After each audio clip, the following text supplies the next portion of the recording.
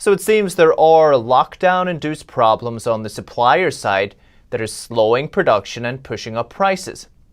But economist and president at Euro-Pacific Capital Peter Schiff says there's more to the rising prices than just supply chain problems. It's not the main cause, but certainly I was talking about this early on in the pandemic. A lot of people weren't going to work, and so they weren't on the job helping to make things. And so sure, the supply chains got backlogged.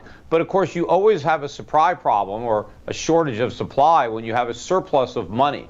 And that is the predominant culprit. All the money that's being printed is being used to bid up products. You have a lot of people who have a lot of money to spend, but they didn't earn any of it. They didn't go to a job where they helped produce goods and supply services. They just stayed at home and received a government check. So the government can print money, but it can't create products for the money to buy. So that's the problem. Not so much a shortage of goods, but a surplus of dollars. And I believe in one of your recent writings, you feel the CPI number is even underestimated. How does that work?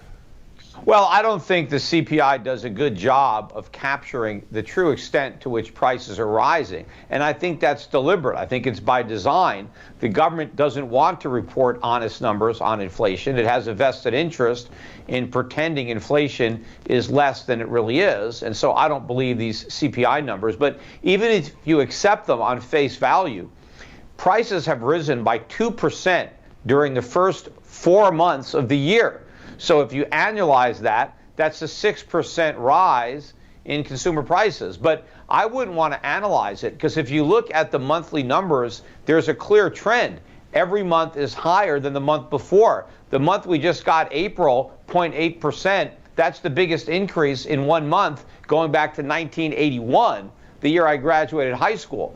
But if you extrapolate the monthly trend to the end of the year, you're looking at a 20% year-over-year rise in consumer prices in the United States. That's 10 times the Fed's official 2% target.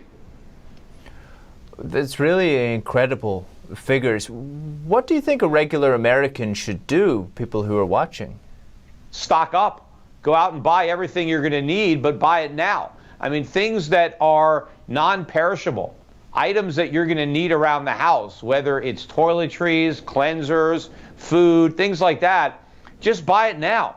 Because number one, a lot of this stuff may not even be available in the future because other people have hoarded it before you got a chance to buy. But there could also be price controls in the future, which will really result in shortages.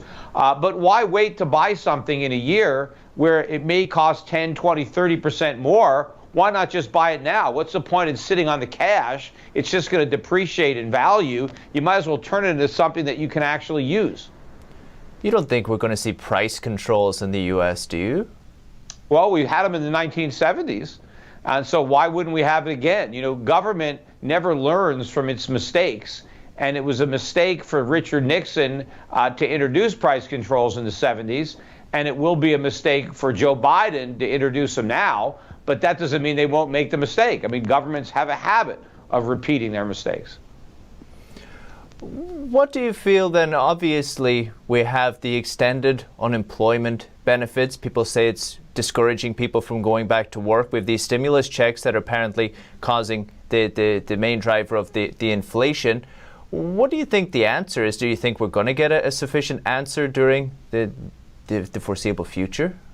No, we're just going to have much higher prices in the foreseeable future and in the immediate present. But yes, those very generous extended unemployment benefits are highly inflationary because, number one, the government has to print the money to fund the benefits.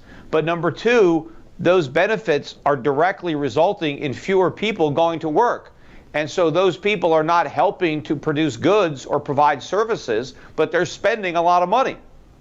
So you have fewer goods and services to buy, but more consumers trying to buy them with more money, and so that pushes prices way up.